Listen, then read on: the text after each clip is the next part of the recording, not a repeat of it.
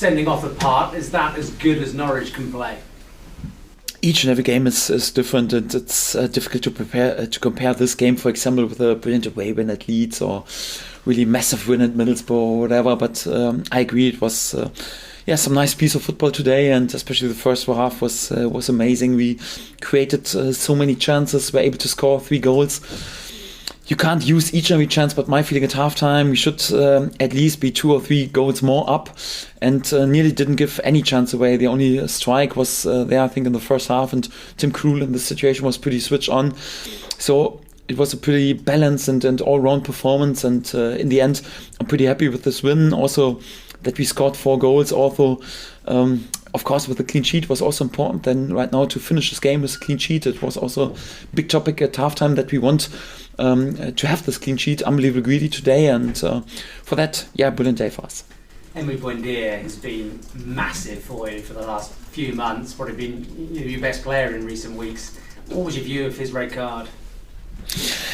Yes, I work together with a pretty young and wild side, and they always play with lots of emotions, and I think it wasn't necessary to concede a red card in this situation. So it was a bit naive of Emmy, because we were 3-0 up. It was deep in the opponent's half and pretty late in the game, and it wasn't necessary to take so much risk in this situation. Was a bit naive. My feeling was when I compare this situation with several other situations in the game, it was also pretty strict, because it was a tackle from the front, and there were some really nasty tackles also from behind today, and they were just punished with a yellow card or even just with a free kick. And I think there was no bad intention at all in this scene. It's more like a sign of Emmy's character, because he was brilliant today, but he always wants to work for this team. In this situation, his teammate lost the ball, and he wants to repair it and to regain possession as quick as possible, and wants to win the ball back. And he even didn't touch the opponent, and there was no injury or whatever.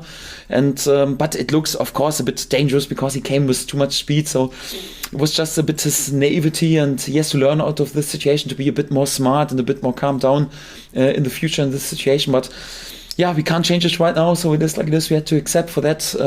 We had to work even a bit more in the last 50 minutes, and it was more or less like, I think, the first time that we played an underload during the game since really months or whatever. We just had one cup game, and we were one time in underload for that. It was anyhow also perhaps a good lesson what we have to do right now when we are in underload. But of course, I would have preferred to finish this game with 11 lads. Will you miss him?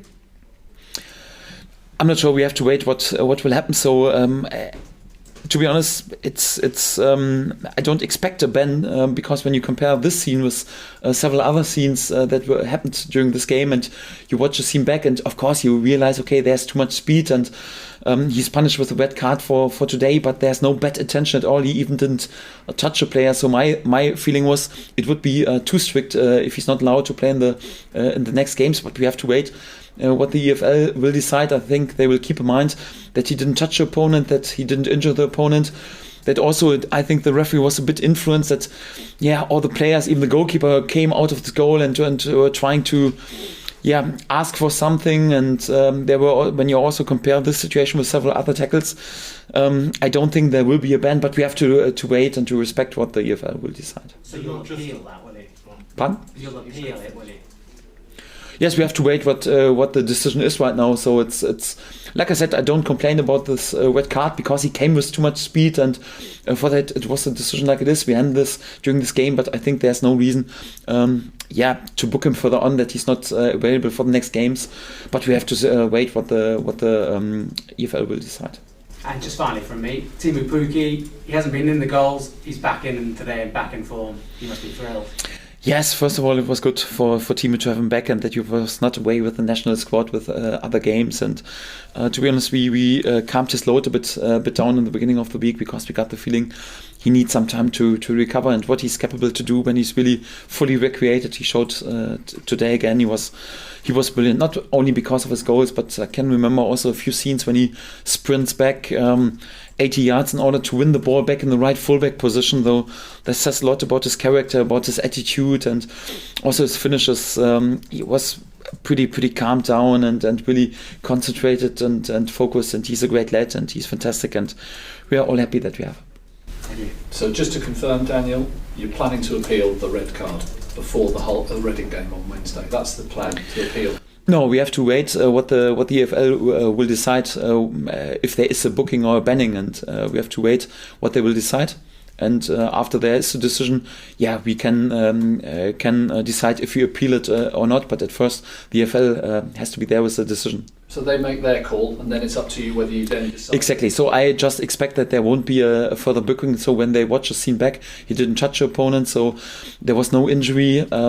When they compared also with the other scene that was not even a yellow card or just a free kick, I would expect they say, okay, red card in this game, you have to accept it, and of course we accept this, but I don't expect that he will be banned or whatever in the next games, but we have to wait what they will decide. Yes. But what slightly frustrated you is the inconsistency of the decision making, because you felt there were other challenges by the Queen's Park Ranger players on your lads that didn't even get a yellow card sometimes.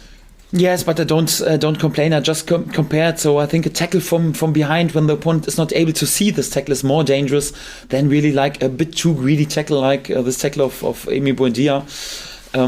But I don't complain too much. So it was a bit naive from Emi to use his speed in this situation. He should have been a bit more calmed down.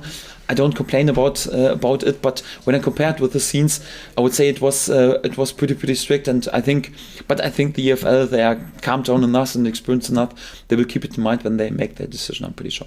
What do you make of the situation now at the top of the table? 8 straight wins. How do you assess your side's automatic promotion chances right now?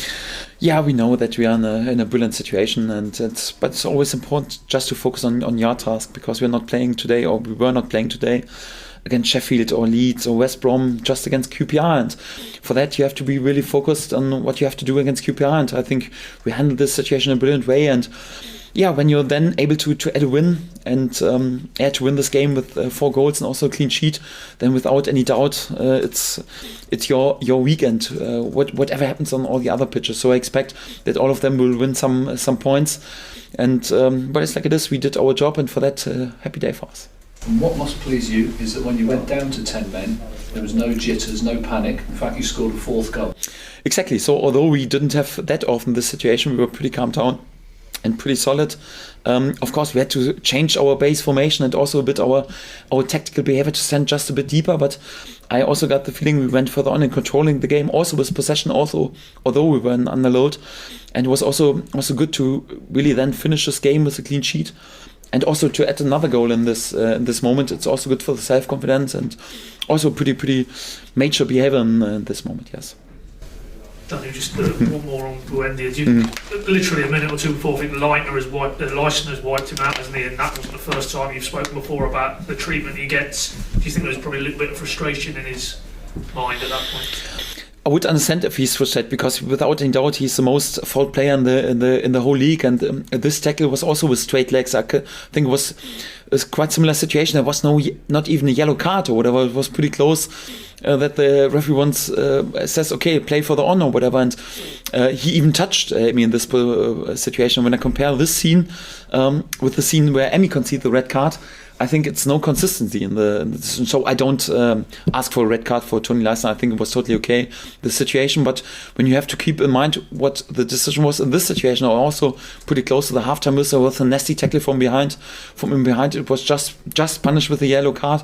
I don't ask for red cards, not at all. But I think the EFL has to keep in mind what happened in these scenes when they have the decision about this call.